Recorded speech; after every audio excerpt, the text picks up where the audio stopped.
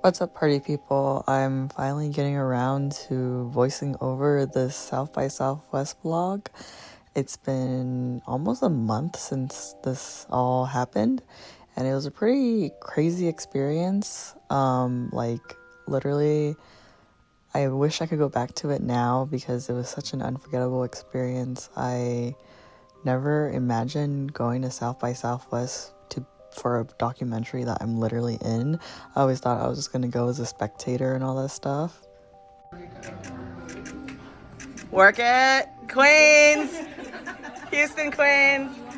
How about a goofy army one? Can we do one? Also, it's crazy that now I can say I have Getty photos. Like, that's so random. But yeah, it was actually an amazing documentary. I literally could not have imagined it better. I honestly was worried that it was going to be cringy because, you never know how, like, BTS fans will be seen or made. But this literally is, like, the perfect documentary. And I'm not just saying that because I'm in it. Like, literally, I actually cried watching it. Like, and I don't really cry that much watching, like, movies and stuff. But this one really, like, felt, like, so touching. And it was such an amazing experience.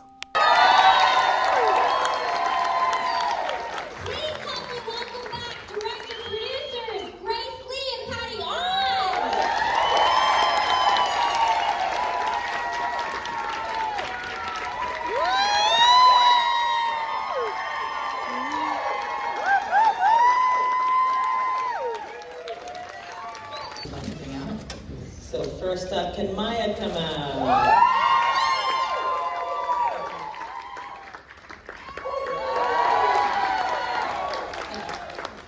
And we have Norman. Give up for Norman. Next we have Caitlin.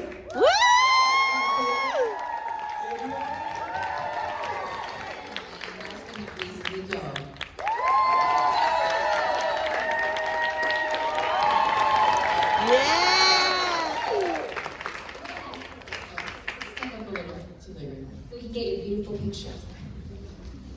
That was awesome. Thank you so much. Y'all did a beautiful job with it.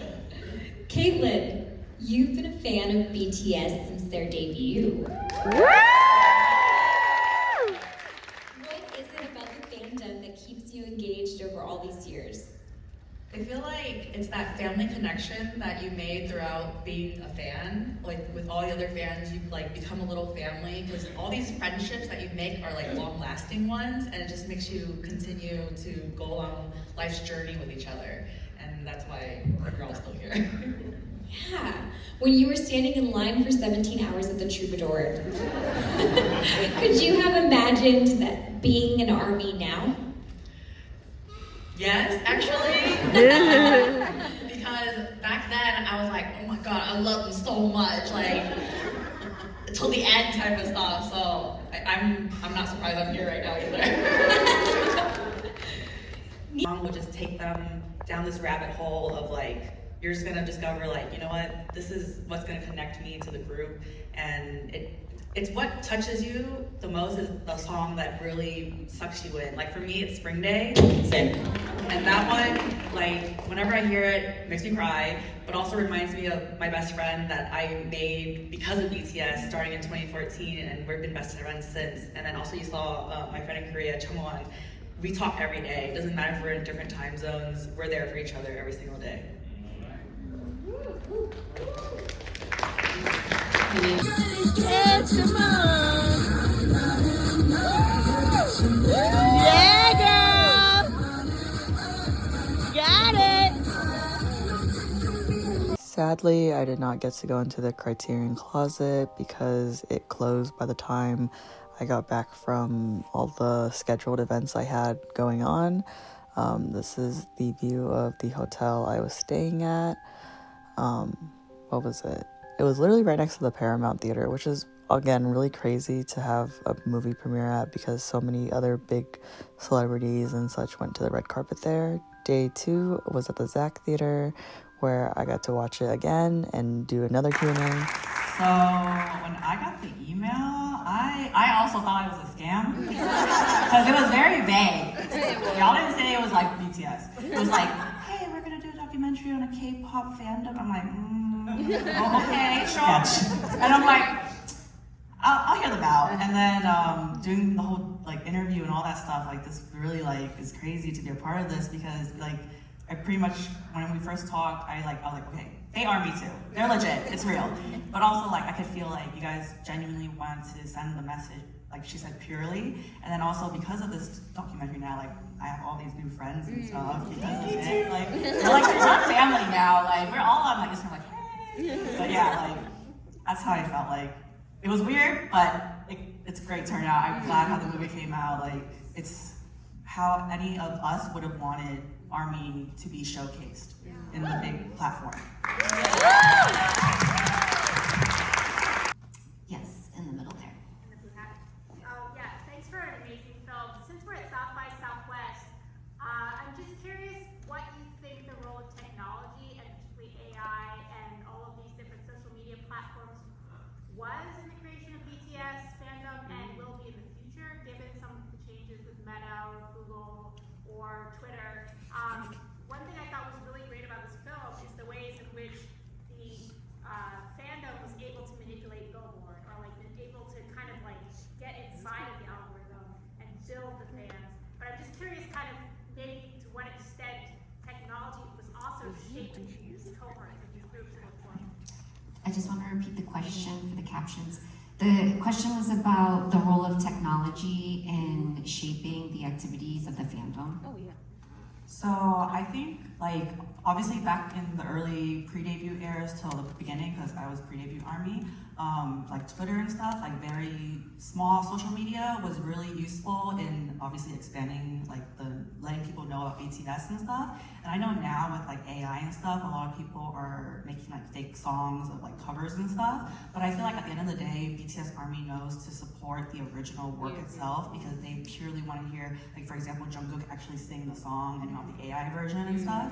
And then so I think like even as AI and technology gets further and further throughout like the world, obviously, I feel like at the core everyone knows, like especially ARMY, like they always tell each other like, oh, don't support AI stuff like too much because it's bad for the like environment and all that stuff. So I think personally, at the purest form, and you know how powerful ARMY is from the documentary, I think they'll not let it get too crazy and it'll just not be really too much a part of it because at the end of the day, it's still an art making music and stuff. That's right. We ended the night with karaoke, and that's like memories that I'm literally gonna hold on for like ever now. Like this whole 3 days was just unbelievable, and I can't believe I got to be a part of it. And yeah, like I can't wait till everyone gets to see the documentary. Honestly, it's something that I hope everyone enjoys and will feel all the feels that I felt while watching it. And thank you, Texas ARMY, for making me feel so loved.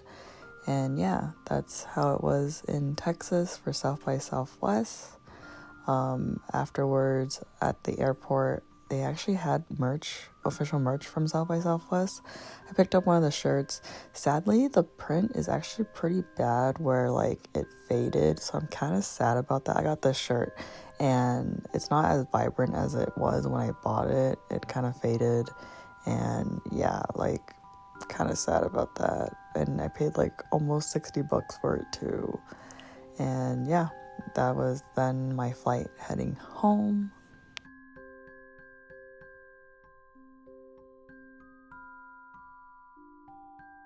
He said, Dad, you should talk about 30 seconds.